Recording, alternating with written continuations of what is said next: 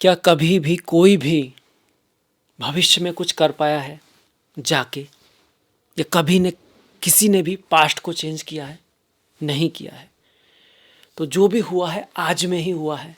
सबसे शक्तिशाली जो है वो आज है, और हमारे हाथ में जो है वो भी आज ही है। आज ही कल का निर्माण करता है। तो आज पे ध्यान दो। कल आज को दिशा जरूर दे सकता है, पर जो करना है वो सब आज ही करना है, आज से ही करना है, अभी से ही करना है। मैं हूं आपके साथ डॉक्टर दिलीप, और मिथुन राशि के लिए मार्च का वीडियो लेकर हाजिर हूं। भाग्य क्या लेके आ रहा है इसको हम यहाँ देखने की कोशिश करेंगे। सबसे बड़ा परिवर्तन तो गुरु का होगा कि गुरु वक्री से मार्गी होंगे। अच्छी बात है, किसी भी ग्रह का मार्गी होना शुभ होता है, खासकर गुरु का। इसके ऊपर एक बड़ा वीडियो भी है, क्योंकि मार्गी तो अभी होंगे पर मार्गी रहेंगे दिसंबर तक, उसको आप ज़रूर देखिएगा।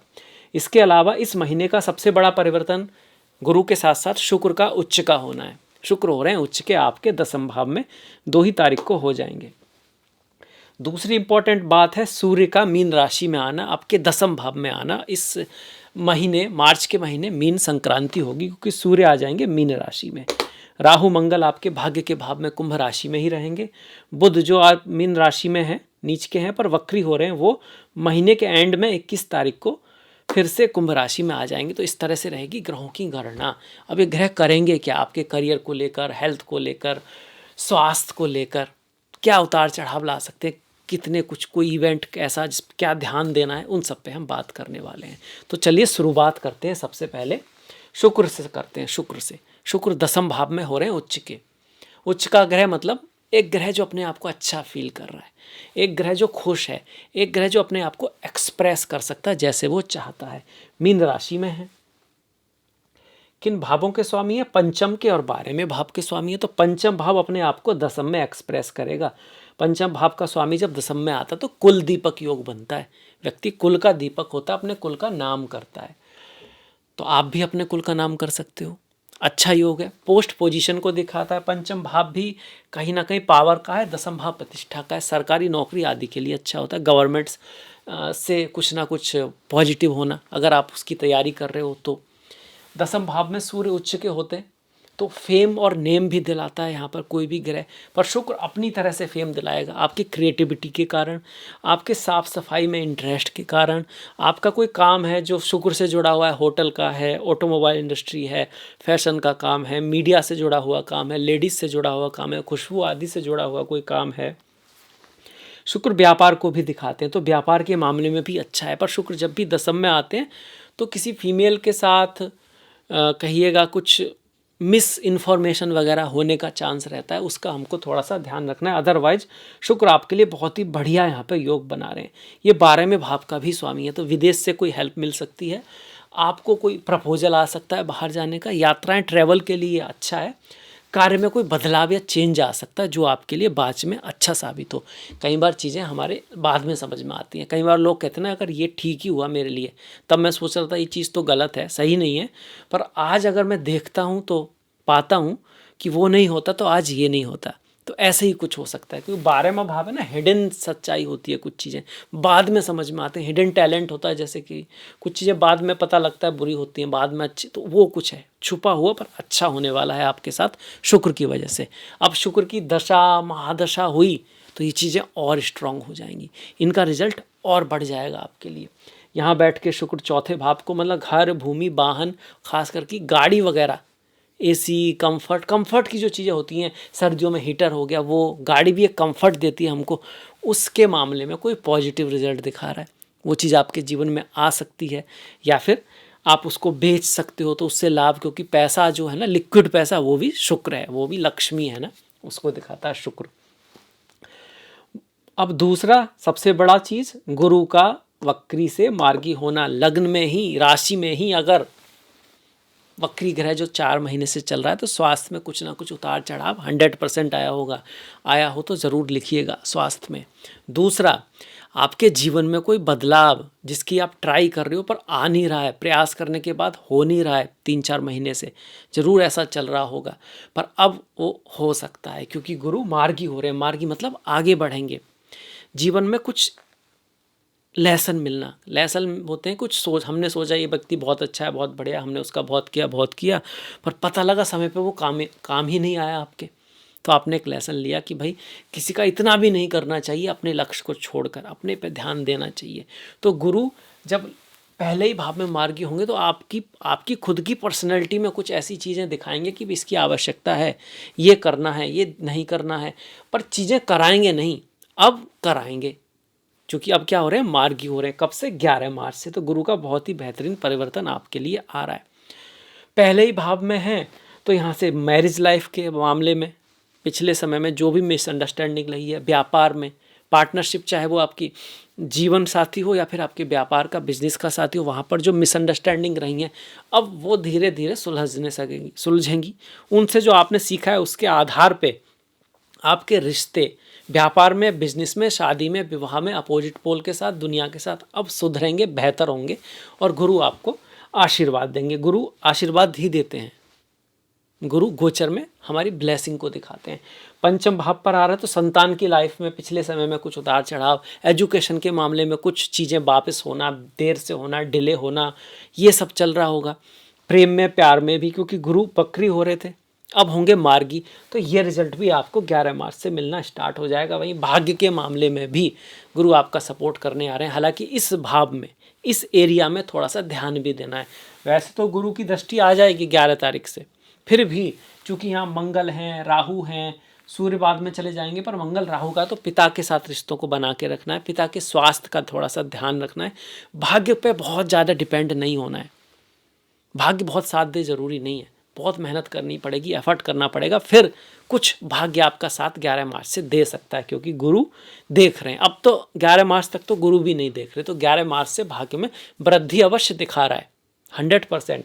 पर चूंकि यहाँ मंगल हैं, राहु हैं, जिसमें से मंगल बहुत ज़्यादा योग कारक होते नहीं आपके लिए, तो थोड़ा सा एफर्ट हार्डवर्क करना पड़ेगा। और अपने से बुरे नहीं, अपने से बड़े गुरु, टीचर्स, उनसे थोड़ा सा डिप्लोमेटिकली हैंडल करें। कई बार ऐसा होता है हमारी तरफ से चीज़ें अच्छी हैं, उधर से हमको लग रहा है कि बात सही नहीं है, क्योंकि हमें उसका पर्सपेक्टिव ही नहीं पता है कि वो किस नज़र से बोल रहा है, क्यों बोल रहा है।